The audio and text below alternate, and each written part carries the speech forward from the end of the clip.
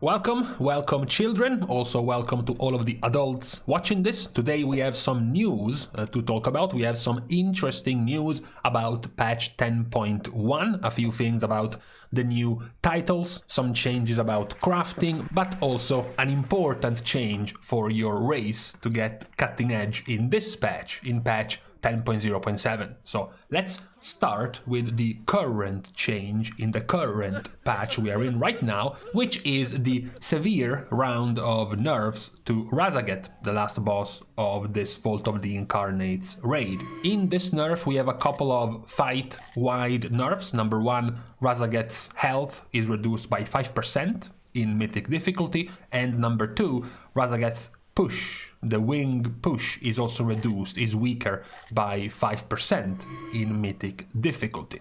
What is more interesting about the change is that both of the intermissions, intermission number 1 after phase 1 and intermission number 2 after phase 2, are severely nerfed. The HP of pretty much all of the mobs in those intermissions is reduced by 15%.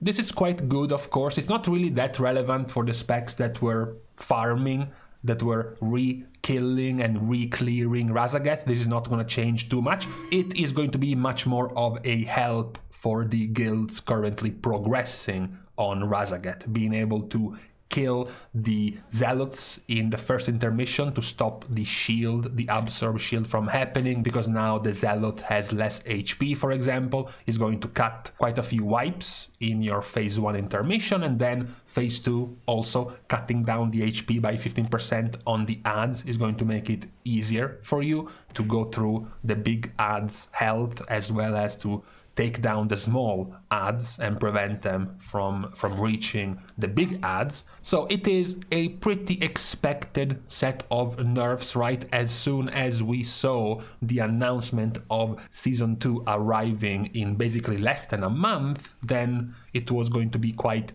logical to give a little bit of a bump on the head on Raszageth to make it slightly easier for the guilds arriving on Raszageth right now to reach cutting edge before the release of the next season. Now, this was the change for the current patch, for patch 10.0.7. We do have some changes, however, for 10.1. Changes that don't have to do with balancing, with tuning, with buffs and nerfs to the specs, etc., etc.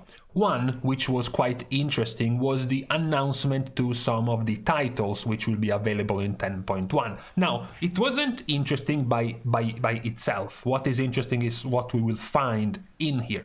So yes, we do have some titles, like for example the title for completing the achievements with the new faction. You will now be able to be called the Sniffen Seeker. You will now have also the achievement for defeating Sarkareth in mythic difficulty, the last boss of Aberrus, the new raid. The title is going to be Heir to the Void. You also have the PvE titles that were introduced in the PTR. You have the Dragonflight Season 2 Hero, so getting into the top 0.1% of Mythic Plus players is going to be the Smoldering Hero, while reaching at least 1500 rating is going to be the Smoldering title. What was more interesting was the title for Hall of Fame, because the title for Hall of Fame, which is Famed Slayer of Sarkareth, just like all the previous famed titles being Famed Slayer, the title also reads among the first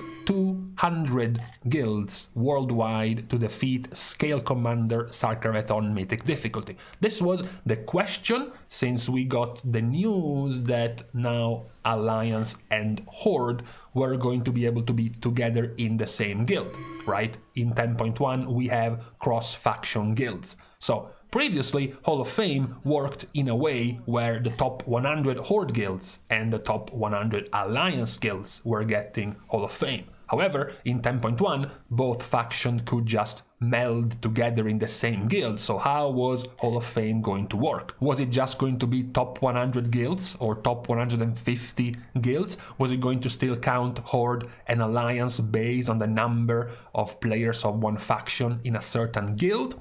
Blizzard decided to go for the more simple way. Now there is no more restriction of faction. Now it is simply going to be top 200. This, of course, is going to facilitate way more players from the Horde to get Hall of Fame titles compared to the ones from the Alliance. As you know, usually when the top 100 Alliance guilds get to Hall of Fame, there is something like 400 plus Horde guilds who have already killed the last boss. So now this means that more or less 90% of the Alliance guilds who used to get Hall of Fame are no longer going to earn Hall of Fame, more or less. And of course, it also means that now way more Horde guilds are going to be able to get Hall of Fame. So all of those Horde guilds getting into rank 150, 60, 70, 80 or 190 in the world who previously were not going to get Hall of Fame, now with this change are going to be prime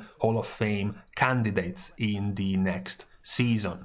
There is also an interesting change for crafters. So we already got an interesting change from a few days ago when it came to Alchemy, the introduction of the Draconic Phial cauldron. So now you can also have cauldrons for basically your flasks, the cauldrons for your phials in the raid as well, no longer just for your potions. That is cool already. But what is even cooler is that at the moment, in the PTR for 10.1, there doesn't seem to be the addition of new potions. So basically, you are still going to be using the potions you are using now in the next season. However, what seems to have changed is that the currently used potion in the raid, which is the potion you get from the cauldron, the elemental potion of ultimate power, the one that can only be either acquired from work orders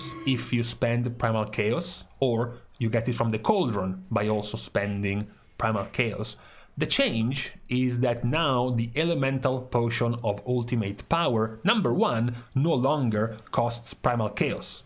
Well, the reason is obvious. Primal Chaos is going to go away in the next season. Primal Chaos will become a gray item that you simply sell to the vendor next season. It won't have any more uses. And number two, it's no longer bind on pickup. It's no longer restricted to your character. So now this is no longer restricted to be used by crafting orders. Now this can be normally traded in the auction house like a normal potion, like any other potion in the game. So if you were, for example, an alchemist thinking about what to do with your points in the next season, for example, maybe if you were an alchemist who went and started at the start of the expansion to spend points down the Phial route, now maybe you can start thinking about putting some more points down the potions route with the perhaps much higher demand that this potion is going to have through the auction house system rather than the crafting order system in patch 10.1. The last point doesn't have to do technically with gear, but practically it does, because we are talking about Transmog. So, not something you would do for power, but rather something you would do for style points. There is going to be something that seems like will be added in 10.1, which is an option, a loot option for Transmog. Why is this? Well, number one, Blizzard pointed out in their PTR notes that group loot now has a transmogrification option that replaces greed if the player has not collected the appearance. It works more or less like this, as you can see in the order of priority for the loot system. You have need, first of all, with the highest priority, and then you have Transmog, which has a higher priority than greed. The other thing you can see from their PTR code is that if you can have the Transmog option available for you, the Transmog button will show while the greed button will be hidden. So you will basically replace the option to greed for something with the option to get it for Transmog. This is obviously going to be more relevant for PAG runs, etc, etc. I'm assuming guild runs are going to be a bit more coordinated and a bit more organized in how to give away the loot. So perhaps there's going to be an easier way to get now transmog pieces in your PAG runs with this new option for transmog loot. So with this one being the last point, these were all of the, I guess, non-player power news of the last few days. Yesterday we talked about the balance tuning for the tier sets as well as the balance tuning to a few of the specs, and now for today we had some non-combat related news for 10.1 plus the extra addition of the nerfs coming for Raszageth for the last few guilds who are still trying to get cutting edge before the release of Season 2. So saying good luck to all of the guilds still working on Raszageth. We are now leaving each other on this Thursday.